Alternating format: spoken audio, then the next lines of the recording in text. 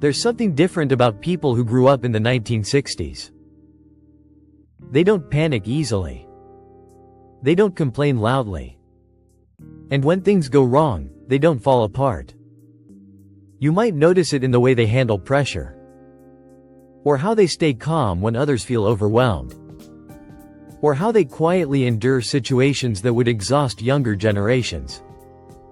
And you might wonder, how are they like this? Why do they seem mentally tougher, emotionally steadier? Today on Sensilo, we're not talking about nostalgia. We're not glorifying the past. We're exploring something deeper: the psychology of people who grew up in the 1960s. Because their emotional resilience wasn't accidental. It was shaped slowly, quietly by the world they grew up in. Section 1.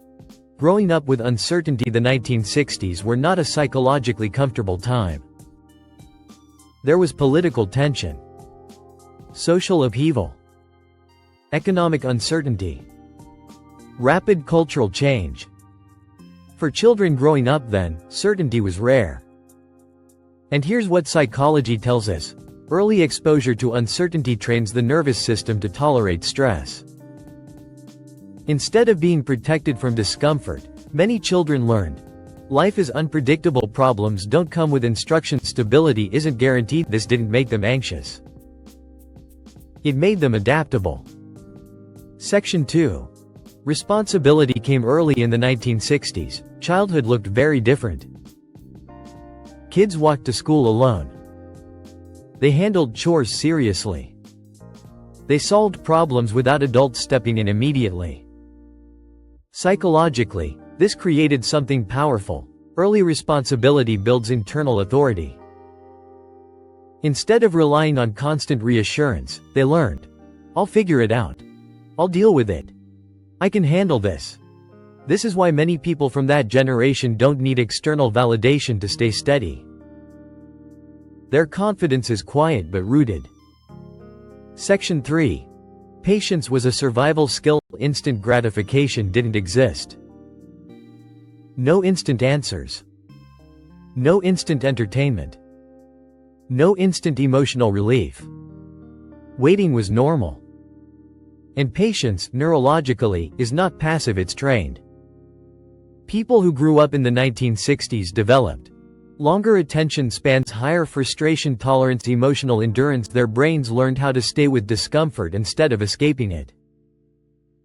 That's a rare psychological skill today. Section 4. Real consequences shaped behavior. Actions had consequences and they were real. If you failed, you felt it. If you succeeded, you earned it.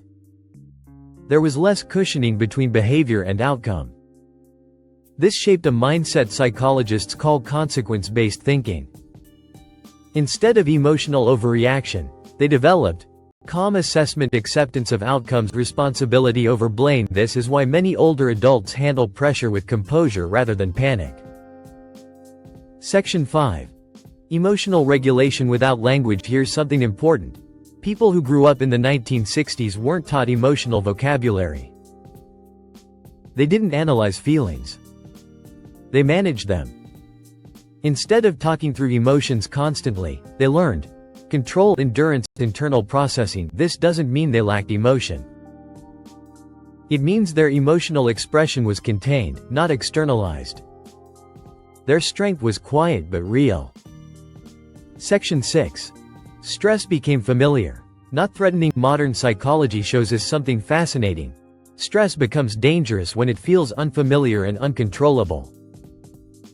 For the 1960s generation, stress was familiar. They grew up knowing life is hard, sometimes things don't always work out, you keep going anyway, so stress didn't feel like an emergency. It felt like life. That perspective alone changes everything. Section 7. Why this resilience is often misunderstood today. This generation is sometimes labeled as emotionally distant, too strict, out of touch, but psychology tells a different story. Their emotional system was trained for stability over sensitivity, endurance over expression, responsibility over reaction. Different era, different adaptation. Not superior. Not inferior. Just shaped by a tougher psychological landscape. Section 8. What we can learn from them. The goal isn't to go backward. It's to understand. From the psychology of the 1960s generation, we can learn how patience builds strength, how responsibility creates confidence, how calm comes from experience, not avoidance. Resilience isn't inherited. It's trained. People who grew up in the 1960s didn't become resilient by accident. They were shaped by uncertainty, responsibility, real consequences, and a world that demanded emotional strength. Understanding this doesn't divide generations. It connects them. Because once you understand how the mind adapts to its environment, you stop judging and start learning. If this perspective helped you see generational psychology in a new way, then Sensilo is a place you'll feel at home. We explore how experiences shape the mind, quietly, deeply, and honestly. So if you'd like to see more videos like this, you're welcome to subscribe. No pressure. Just understanding. I'll see you in the next video.